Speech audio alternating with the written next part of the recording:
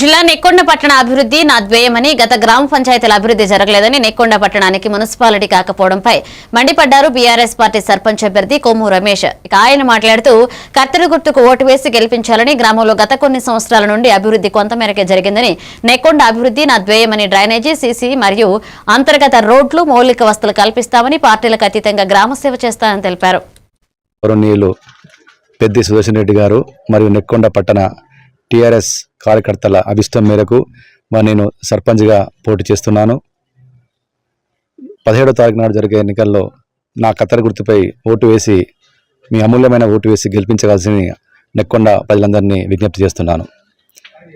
నెక్కొండ పట్టణం కుంతి మాధవరెడ్డి గారు నెక్కొండ అంబేద్కర్ సాక్షిగా పట్టణాన్ని అభివృద్ధి చేసి మున్సిపాలిటీగా చేస్తానని హామీ ఇచ్చినప్పటికీ కూడా దాన్ని ఇంతవరకు చేయకపోవడం వల్ల ఇప్పుడు మళ్ళీ 5 సంవత్సరాలు ఈ నెక్కొండ పట్టణము వెనుకబడటానికి గురైంది. కాబట్టి ప్రజలందరూ కూడా ఆలోచిస్తున్నారు ఈరోజు ఎవరికి ఓటు వేయాలని. అక్క చెల్లెలకు, అన్నదమ్ములకు, యువకులందరూ కూడా పేరు పేరున నేను నా యొక్క మనవి ఒకటే. నేను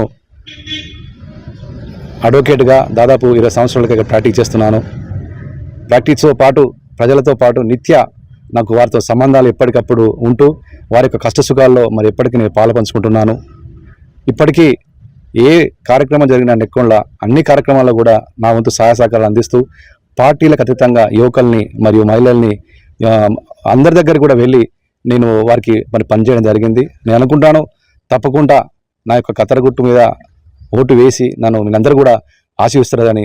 రాబోయే రోజులలో తప్పకుండా